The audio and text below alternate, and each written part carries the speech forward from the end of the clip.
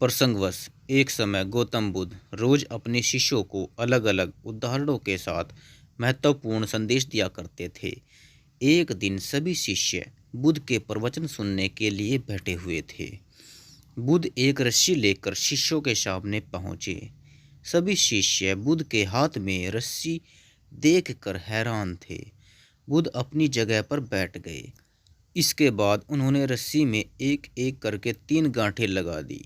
बुद्ध ने शिष्यों से रस्सी की ओर इशारा करते हुए पूछा कि क्या ये रस्सी वही है जो 3 गांठ बांधने से पहले थी। एक शिष्य ने कहा कि तथागत गांठें लगने के बाद भी ये रस्सी वही है। दूसरा शिष्य बोला कि अब इस रस्सी में 3 गांठें लग गई हैं, इस वजह से रस्सी का स्वरूप बदल गया है। अन्य शिष्यों ने कहा रस्सी का स्वरूप बदला है, लेकिन इसका मूल रूप से रस्सी वही है।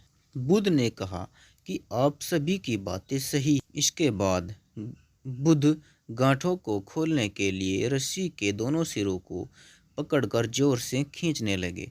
बुद्ध ने पूछा कि क्या इस तरह रस्सी की तीनों गांठें खुल जाएंगी। शिष्यों ने कहा कि ऐसा करने से तो गांठें और मजबूत हो जाएंगी। बुद्ध ने कहा कि इन गांठों को खोलने के लिए हमें क्या करना होगा। शिष्य बोले कि पहले हमें ये देखना होगा कि गांठें लगी कैसे हैं, गांठों को कैसे खोला जा सकता है।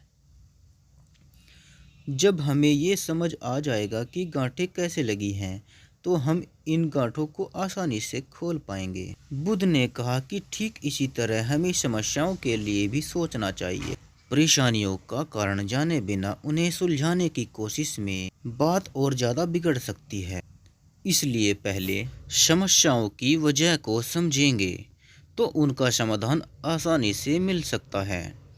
एक अन्य प्रसंग के अनुसार पुराने समय में एक संत अपनी बुद्धिमानी और धार्मिक स्वभाव की वजह से बहुत प्रसिद्ध थे।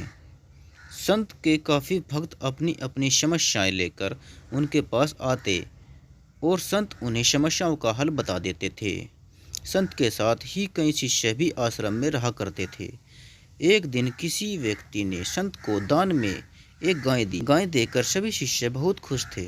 शिष्यों ने सोचा कि अब हमें रोज ताज़ा दूध पीने को मिलेगा। गुरु ने कहा चलो अच्छा है, अब सभी के लिए ताज़े दूध की व्यवस्था हो जाएगी। कुछ दिनों तक संत और उनके शिष्यों को ताज़ा दूध मिलता रहा। फिर एक दिन वही दानी व्यक्ति आया और अपनी गाय वापस ले गए।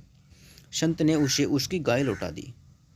इसके बाद सभी शिष्य दुखी हो गए। संत ने शिष्यों से कहा कि किसी को भी निराश होने की जरूरत नहीं है। अब गाय का गोबर और जिंदगी साफ नहीं करना पड़ेगी। अब जो समय बचेगा वह हम तब और ध्यान लगा सकेंगे। शिष्यों ने पूछा कि गुरुजी, आपको इस बात से दुख नहीं हुआ कि अब हमें ताज़ा दूध नहीं मिल पाएगा।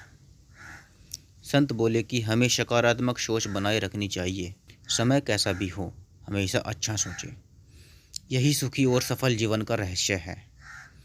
अगर हम निराश हो जाएंगे तो जीवन में अशांति और दुख बढ़ने लगेंगे। सुख और दुख आते जाते रहते हैं। हमें हर परिस्थिति में प्रसन्न रहना चाहिए।